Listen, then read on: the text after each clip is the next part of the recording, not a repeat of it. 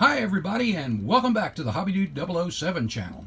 Today we celebrate 1 year on YouTube, and we're going to revisit the very first video we did 1 year ago today, and that is of the 200-mile-an-hour Dodge Daytona driven by Buddy Baker. Stick around, let's take a closer look.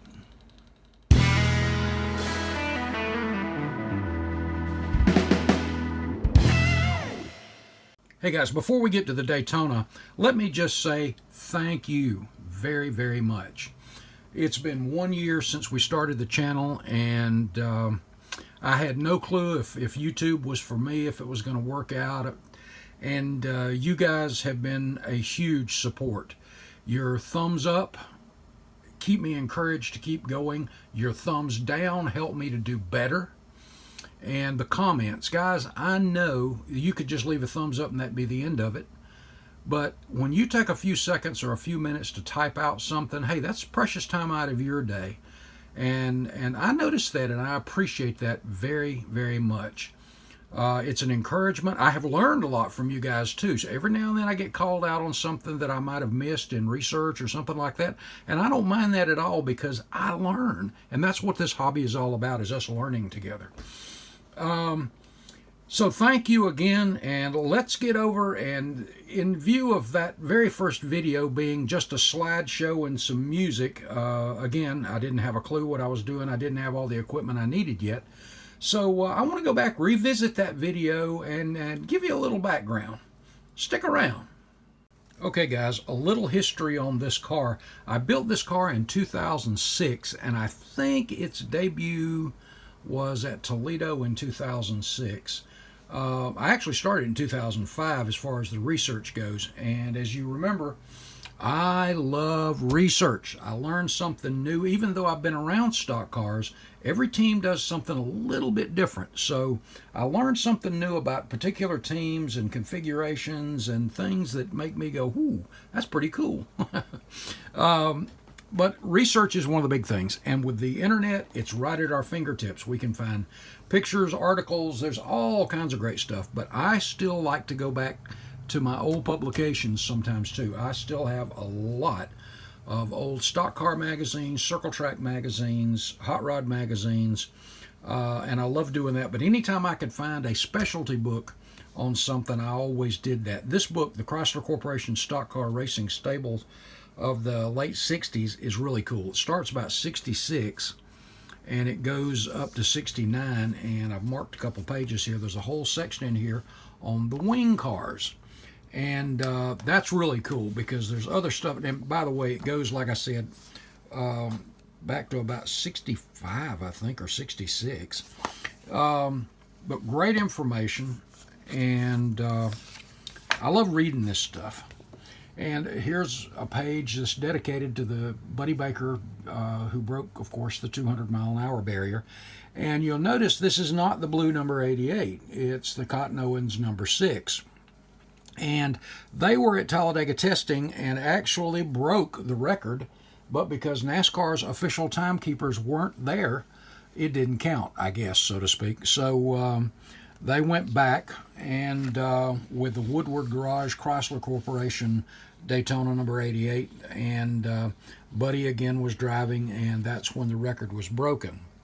And another great book is Chrysler Plymouth Dodge Stock Cars, and this one goes all the way back to the beginning, really. And there's a section in this on the wing cars as well. Here's pages of Cotton Owens, and this is the actual car. And I have actually seen this car before they sold it.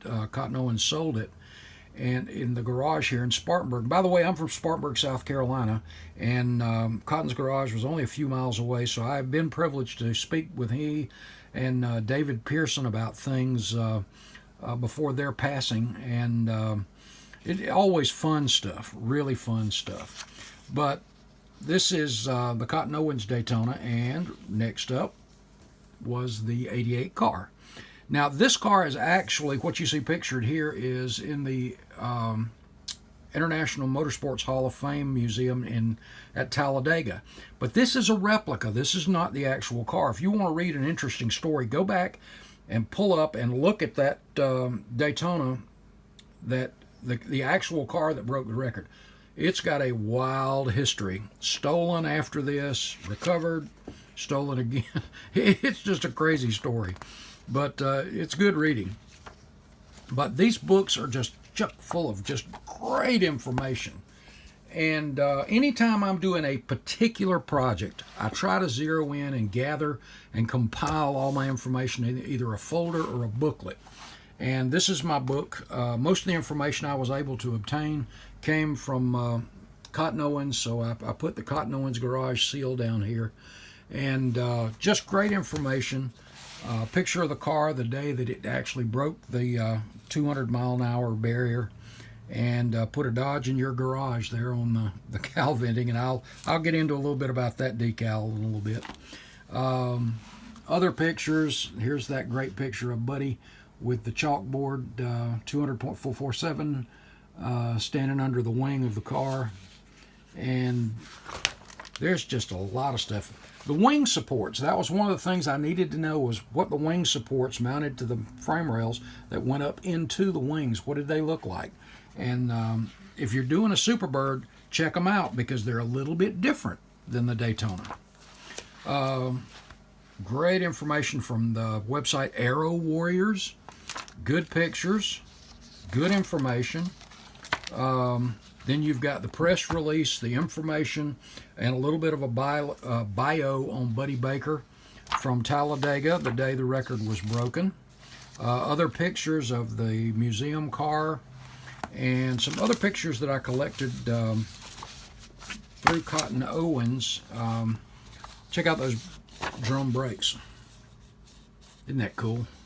The shock configuration, the A-arms, the shock mounts, the way these things are. And different teams did these differently. And I'll show you another one here in just a second. This was one of the, by the way, that's a truck battery, a Fleetline truck battery. Then there's your sump tank.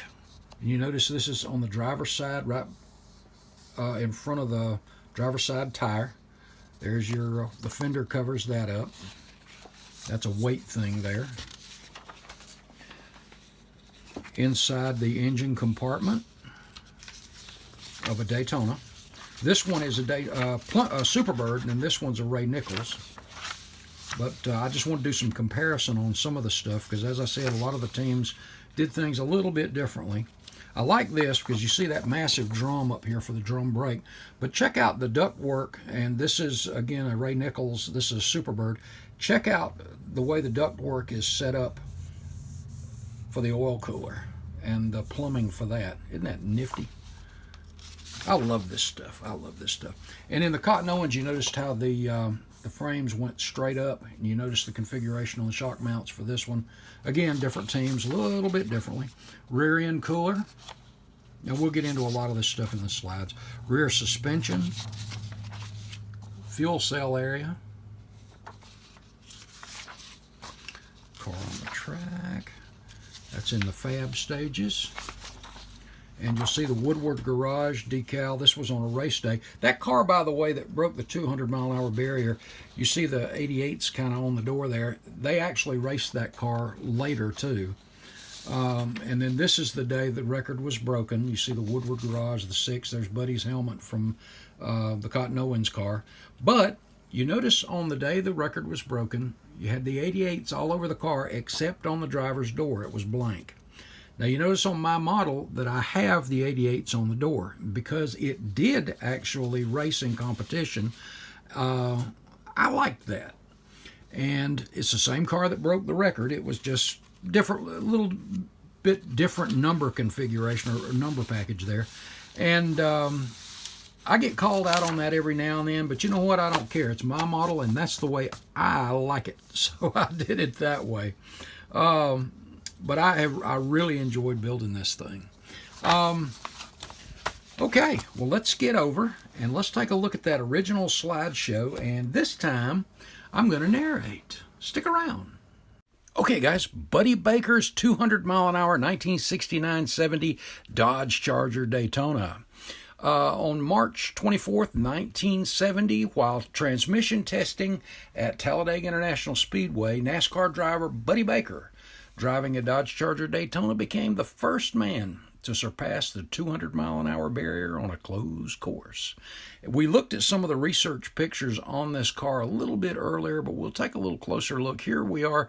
They're doing some tire temperature testing after some warm-up laps and checking everything over here. They're buttoning her back up, getting ready to go right back out. And this next picture, I really love this. Is that not just a mean look? I don't know why they didn't show the whole car in this particular clip, but I thought that was pretty cool. And you notice, too, that the nose is glassed into the car. You don't have that rubber gasket that's usually that you see between the nose and the fenders. And just a really cool look. And here she is on the track.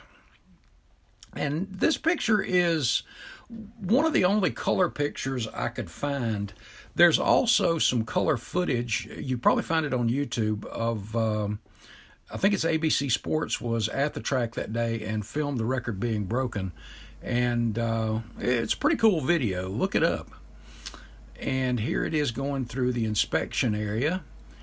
And then, of course, that great picture of Buddy with his pit board, the chalkboard there with the 200.447 on it, with that big grin looking under the wing.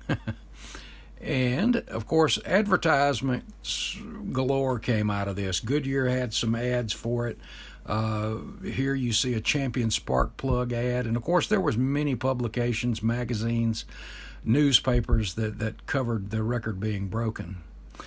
Well, getting into the kit itself, our base kit was the Revell Pro Modeler 125th 69 Dodge Daytona Charger. And this is overall a really good kit. I've always liked this kit. It builds into a great factory stock kit and was easy to modify overall. Just a really nice kit. Next up is decals. The decals that I use were made by Yesterday's Decals, but even since they're no longer around, it's still not a problem, though. You can still use Slicks decals. These are still available in their number sets, and you'll need 2 sets to make the 88s for the entire car, but they're really good quality decals. They really are. I also had to have some specialty decals made. And my good buddy Clay Kemp was gracious enough, thank you again, Clay, to make these Woodward Garage, the Chrysler Corporation, for the fender and the rear bulkhead. And he also made the Put a Dodge in Your Garage and the Dodge logos for the nose. And I've wanted to do a little display thing, not necessarily a diorama, but a display, and I wanted to use these again. And these were leftovers, and I can't find them for the life of me, but I've got plenty of them when I do find them, whenever that is. But great decals. And Trey Larkin, another buddy of mine, made the decals for the Mopar commercial, the truck battery, the Fleetline battery, to make that accurate. And moving over to paint. I painted or primed the body with Duplicolor sandable primer and primer sealer, and then went back with Model Car World lacquer in the 2129 Chrysler light blue, and the white wing and stripe on the rear were Model Car World lacquer number 2164 Grand Prix white. And this stuff was great. The clear coat I used on this was actually Plasticoat Classic Lacquer Clear. And I hadn't been able to find any more of that, but it was some awesome clear coat. Moving over to the body, there were a few modifications, of course, I had to make to convert it to a stock car. The inside fender wells and the radiator supports and shroud up there had to all be removed, of course. And then moving to the back of the body, the fuel filler had to be filled in and moved. And you see where I cut the trunk open too, because I wanted to display the fuel cell area. And you see here where the fuel filler was relocated to. And the next thing up was the deck lid. And on the deck lid, or the trunk there, I wanted to make sure I was accurate underneath, so I looked up a Dodge Daytona inside trunk ribbing, and here you go. So this is what that looks like on the real car, of course. And here's the scratch built version that was made along with the hinges. And those had to be made where they could articulate to clear the wing, in other words, when it was raised. Here's another look at the rear end where the exhaust tips would stick out normally, and that's where you see there was some plastic filled in and then the green putty that was added over that and smoothed out. And then here's a test fit of that trunk as it was put on. I'd already removed the wing where I had it taped on, but that was about the right stance, and it cleared the wing, so it was all good. And here's the nose. You notice on the bottom is a stock nose, and you see that rubber piece that kind of runs along the edges all the way around. Well, that had to be removed, and then I cut out the turn signal areas there for more air intake right there. And for somehow there was a little scratch up there on the kit, so I had to fill that in with a little green putty too. Next up is the bumpers. The rear bumper, as you can see here, the vertical supports, push bars, had to be removed, and so what I did was just drop that in some purple power, strip the chrome off, remove those verticals, sand it nice and smooth, prime paint, and I re-chromed that with all-clad. And next up is the look at the rear end where you see the fuel overflow coming out there. And here are the front fenders. Now these had to be not really enlarged, but rounded off upward a little bit, opened up, made a little bit bigger. And then I decided to flare those just slightly. So you can see here where I added some plastic across the top there, and then filled in some putty and smoothed that out. And here's another look at that. So we had a slight flare to it, and then clean that up on the inside too. You also notice the scoop there on the top of the fender where I've kind of smoothed that in. You'll see that when it's got primer and paint on it here shortly. And after that was done, I did a lot of priming and sanding to get everything just kind of manicured out and massaged out where it was nice and smooth.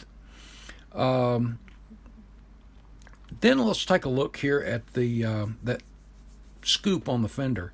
Now, a lot of people thought that was for the tire clearance, and that's what was said about the Superbird as well, that it was for tire clearance. When in actuality, it allowed any air that got up underneath the car to escape right through there.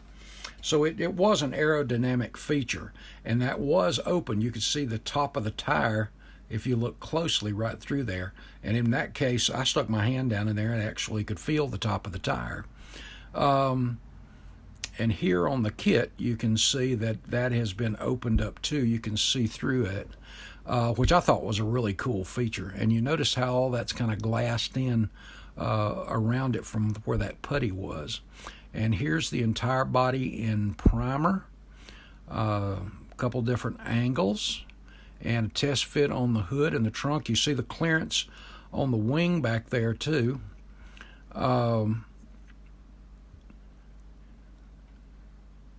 There we go. And so that's pretty much ready for its color coats. And next, though, let's move over to the engine. The 426 Hemi in this car was fun. I love detailing engines. I love researching them. And this was just a ball of fun. This kit engine, by the way, worked out perfectly for a NASCAR. You see the kit engine and transmission here. Now here's where I started some modifications. I went ahead and drilled out and made the radiator where the hoses would connect into the engine. And next up was the oil pan modifications, which you see here. And you'll see that on the finished engine a little bit better. And then I had to make some modifications to the valve covers, of course. And I made a couple of gaskets, which we'll get to those in a few minutes too. And here is the engine with the alternator and the pulleys on it. And down on the lower right, you see the little spot there where the oil filter will be going. And this is a Detail Master distributor set. And I love it because it's the old style. You see the clips that hold the top of the distributor on. It's just a really, really great little kit. And I should have put the number on it for Detail Master, but you can find those very easily. They're distributor kits.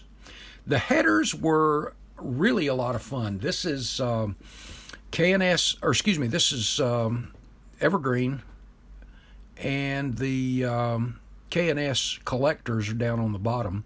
But you can see where I measured those out, marked them, and then little bit of heat and bent them to the shape they needed to be, and routed them right down into the collectors. These were later primed and painted a powder coat white. Next up is the flywheel, and the flywheel is just a part out of a the clock mechanisms that you can get on most clocks nowadays that have just a single AA battery in the back of them. Well, that's what this is out of. I had one that had died or something happened to it, and I broke it open just to look at the gears inside of it, and lo and behold, this is what was in there. Now, I measured out and drilled the holes that are in it to make the flywheel, but other than that, that's just simply a clock part.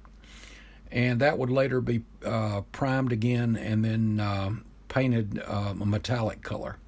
The biggest challenge for this engine was the intake.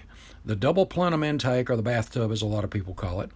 And to do this, I took a 3x5 card and started doing measurements on the valley between the heads and the valve covers, and then started building, using sheet plastic, started building it in 4 pieces. And as you can see here, you had your bottom plate, you had the center of the plenum, which was the thickest portion.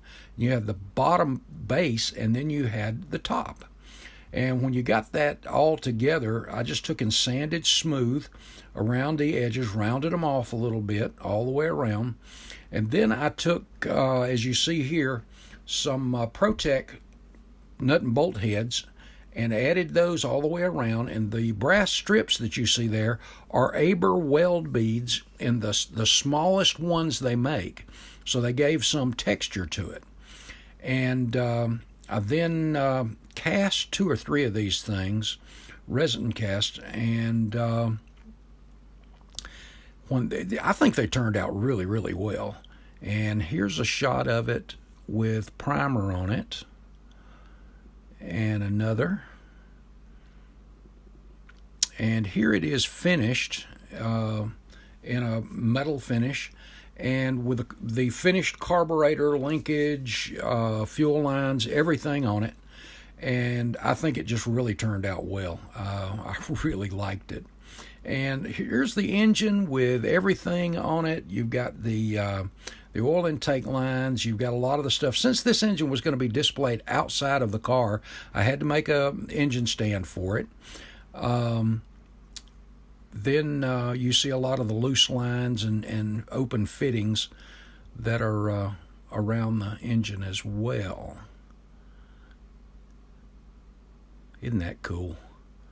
That's probably one of the proudest things I have of this car is the engine. Here's a look at that flywheel when it's finished and on the car, as well as the exhaust dumps back here.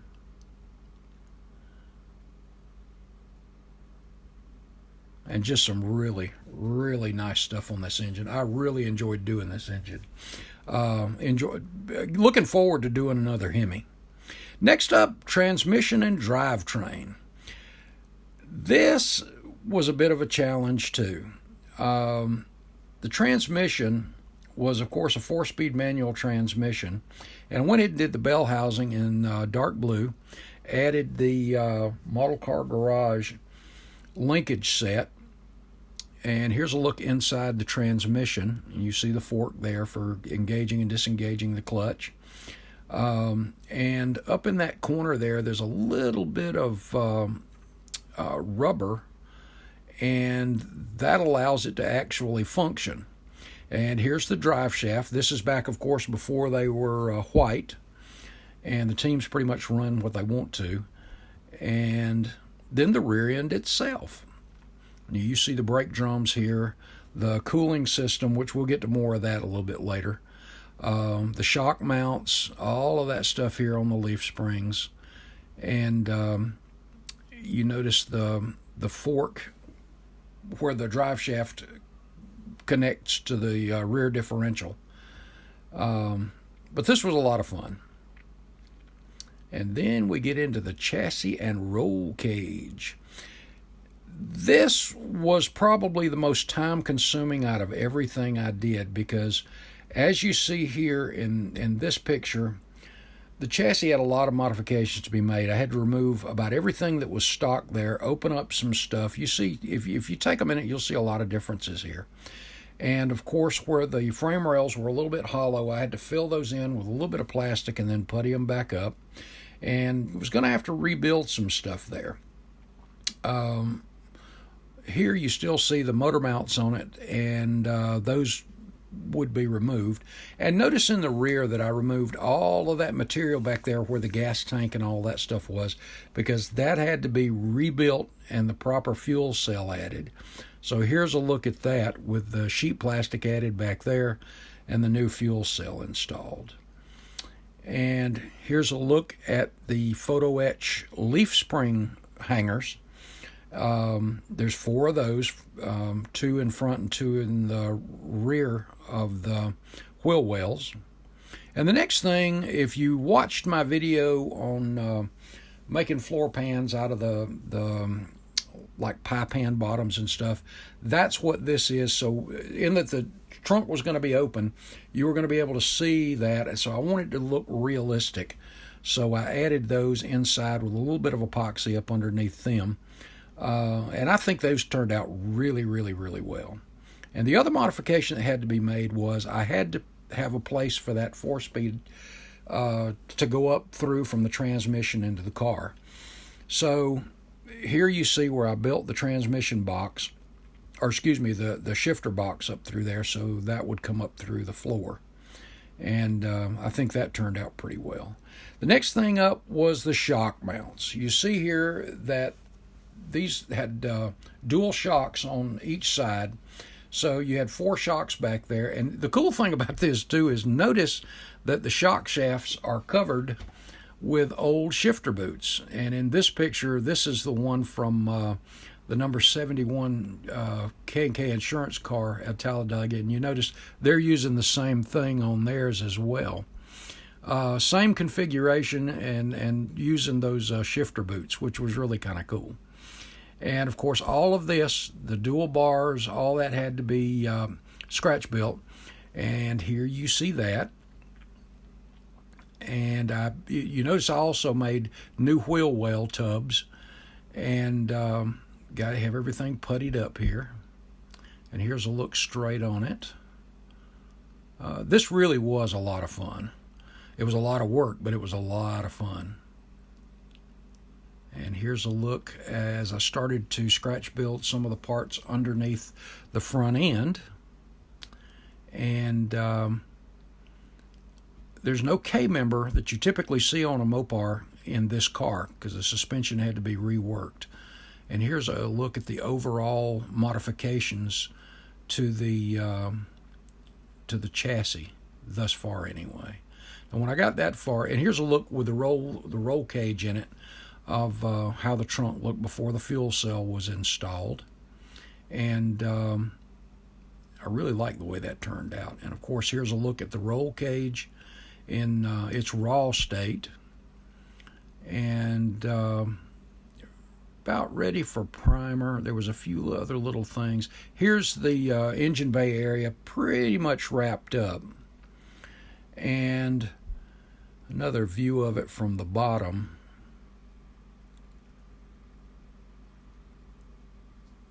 And here we are in primer. We're starting to make some headway. As I recall, this car took about 5 months, and that was working on it a pretty decent amount of the time. And here's your pedals, and I've got them overlaid with some photo etch pedal covers there. Now the shocks were also scratch built. These are K&S aluminum, and I got some large straight pins and used them for the main shaft, and I think those turned out really well too. Then the fire extinguisher, which was a Detail Master item, and the decal on it was from Slick's Decals. And here's the finished fuel cell before it went into the car. I think it turned out well too. Next up was the dash. Now this is the dash of the car in the museum, but as I understand it, from Cotton, everything was pretty much the same when it came to the car that ran that day, as well as his car. It had the wood grain dash. Now what I used for the wood grain was actually some shelf paper for a kitchen cabinet. And I saw some that had a good grain to it, so this is what I did. I put that down, made the little glove box cover thing, put one of the Charger and the Hemi scripts on it, and then used some of the Slick's Decals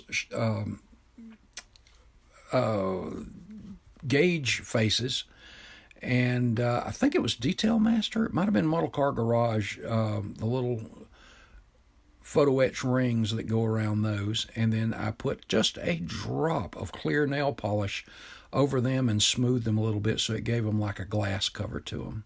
So that really turned out well too. Here's our chassis in the basic color, the blue, and this next picture you're going to see, the car had a spatter paint look on it. And if you see that spatter look, you see that on a lot of the period race cars. And that spatter effect, I'm going to be doing a video on that, and it's not hard to do at all. But you see that in the back in the trunk, and also on the main floorboard of the car itself. And again, I'll be doing a video on how to do spatter paint like that. There's a couple different ways to do it, and it's really easy. It really is. Next up, let's take a look at the rear end cooler. Now, this one's out of the K&K car, but these things were pretty uniform in about every car. The same configuration was in the 88 car, but it was black in the other car, and it just didn't show up, but it was pretty much the same thing. I'm sure most of these teams got these rear diff coolers from the same manufacturers, but I used this one as well as the ones you can barely see to kind of get an idea. And as you see here, and I used the red hoses, but I think this turned out pretty well too, and that came in the kit, by the way. And here it is installed in the car. By the way, all the clamps you're going to see are Detail Master hose clamps. And I think they just look really cool too. And next up, you see the electronics box, which we're going to get to more about that in a minute, and the fire extinguisher mounted. I think they turned out really, really well. And here's a look at the interior with the dash installed. The seat, the tape wrapped around the steering wheel that you saw in the other picture. Then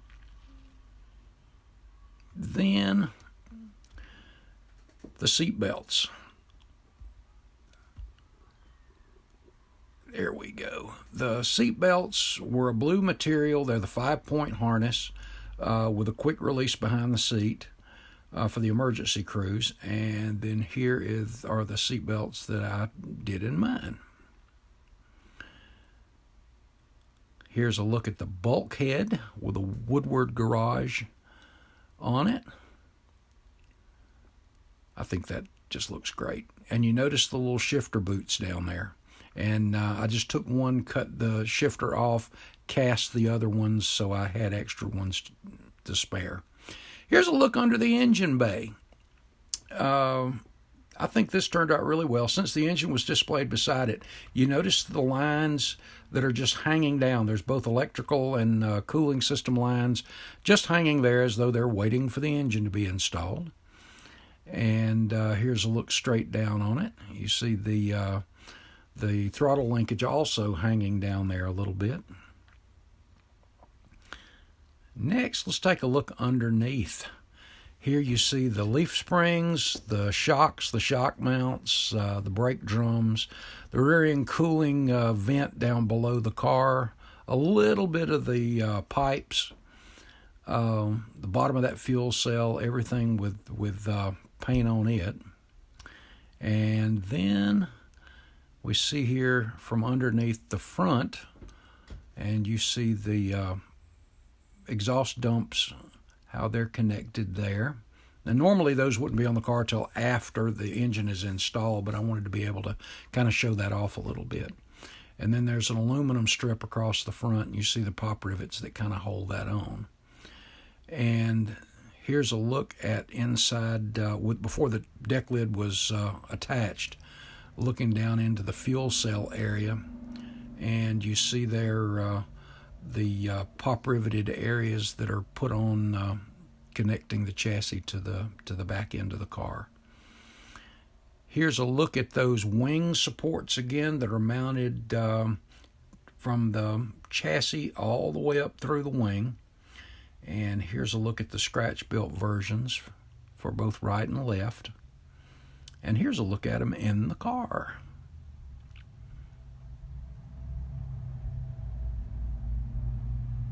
I just thought those were really, really cool. Now, electronics. The basic electronics were pretty simple in this car. Of course, you had that battery, the Fleetline battery, the truck battery, and then you had the ignition systems themselves. Now, this is the one that's in the museum car, and you'll notice that everybody's at that area in that eras were about the same. This is a one from one of the cars at the Petty Museum, and you notice the layout is pretty much the same too. You'll notice this in the Superbird, in the 71 and 72 Dodge Chargers. It's all the same setup there. This one's in the K&K number 71. So it's basically the same setup. Now, making this was kind of fun. It was a little time consuming again. I took some evergreen and plastruct. I scribed lines in a number of directions across these things, and then I took some paper thin brass cut into very small strips, dipped it in super glue, and then just dropped them down in the little lines I had scribed there. And as you see, I think it turned out to be pretty convincing. I thought about casting these, but they were just so fragile and so thin. I just thought, I'm not going to try. So I don't think it would have worked anyway, but well, maybe I'll try that in the future. But then they were primed and painted, put on a base, and this is what you got. So looks very much like what was in the other cars, and mounted to the floor. And you see the red and black wires. Those, you see the little plug at the top there where they plug in, and that runs up through the firewall and down to the coil.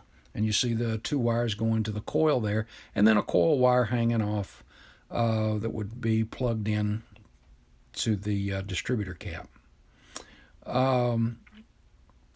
Next is the oil and cooling system. And this was kind of fun. It was fun to research and fun to build, but it was, again, time consuming. You see here the sump tank, the battery sitting below. The sump tank itself I made out of evergreen and plastruct. And after it was done, I took, again, some Protec nut and bolt heads to put the top on it. And you see the hoses. And in this picture, you see how the from the cooler up front, the oil cooler, the lines run back to the sump. And you also see the brake disc plate, or, well, not disc, but the brake plate there, which we'll get to in a minute. Here's a look from the top, so you can see all the bolt heads where that sump tank is. These cars were just so cool. Then the radiator, and if you haven't seen my video on building a realistic radiator, I encourage you to go back and watch that. That's a fun video, and it's really easy to do. And since it was going to be displayed outside the car as well, I thought it would be cool to let people see through it, just like a real radiator. So I built the frame box for it, and then put Detail Masters radiator face plates in there, front and back. Got everything primed, painted, hoses mounted, and I think it turned out really, really well. Next, the brakes. This was probably the most time consuming, and I probably on the brake shoes made probably 8, maybe 7 or 8 to get 4 that would actually work, because I wanted the brake drums on the fronts to be off so you could see them. And as you remember, this is a look at the brakes on one of Cotton Owens' Dodge Daytonas, and the brake drums. And here's again a look at the backing plate and the bolts for the backing plate. And then it was a case of making, from evergreen and plastruct, I scratch built the brake shoes. And this is what I was talking about. I made a lot of these to get the ones that I really wanted, because there's 5 pads on the front facing the nose of the car, and there's 4 large pads on the back of each one. So those had to be made just right. And the next thing up was to actually make the brake drums for the front and the rear. And these are just plastic rod, really large plastic rod. I think it was evergreen. And I did not have a lathe back then, so I chucked this in a Dremel, and using a dull X-Acto, I carved each of the lines in this thing very slowly, lightly sanded, and as you see here, another look at it from the top, drilled out the lug holes, and here it is with the primer on it. And by the way, the correct size for 1/24th, 1/25th scale for the lug nuts is, if you're using, like in this case, I use stainless steel threaded rod, which is 000-120 to be in scale. But there are guitar strings that you can use that are absolutely perfect, and I guarantee you they're a lot cheaper than that that stainless steel threaded rod is. And then here you see a view of the actual brakes with the springs, the master cylinder, or excuse me, the wheel cylinder, and you see up in behind it the shock mounts and the shocks and all that stuff. But this was one of my pride and joys, to be able to look at that and go, I can't believe I did that. But that's totally scratched. But I think the brakes were like 9 pieces. But it was so much fun. It really was. And you notice here in the original picture, it had the front hub on it with the lugs attached, and I chose not to do it that way so you would be able to see the detail underneath the springs and wires, all of that stuff in there. And here's a look at the brake drums with the threaded rod all in there, and here's a look at the rear end.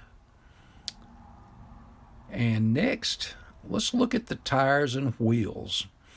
The tires and wheels are both plastic performance products. Now, the rims are the Holman & Moody style, and you see here where I drilled each of them out. Since they were going to be off the car, I wanted them to look like they were ready to go on there, so I drilled out all of where the lug nuts would be. Here's a look at the plastic performance products tires from that era. Great width, everything about them was great. Lightly weathered,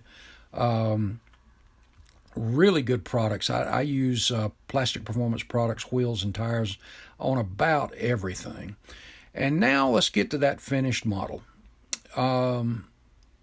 This is a car that I wanted to do probably 10 years before I did it. And here it is, many years since I've done it, and it's still one of my favorite builds.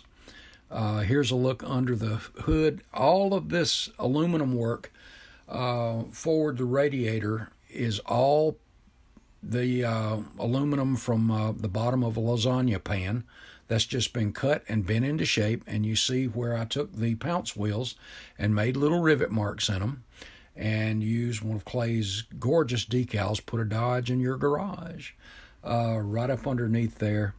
And just love it, just love it. Here's a look under the deck lid. Get a look at the fuel cell, the rear of the car.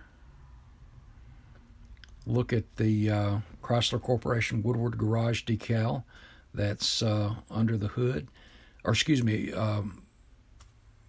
under the back window on the bulkhead.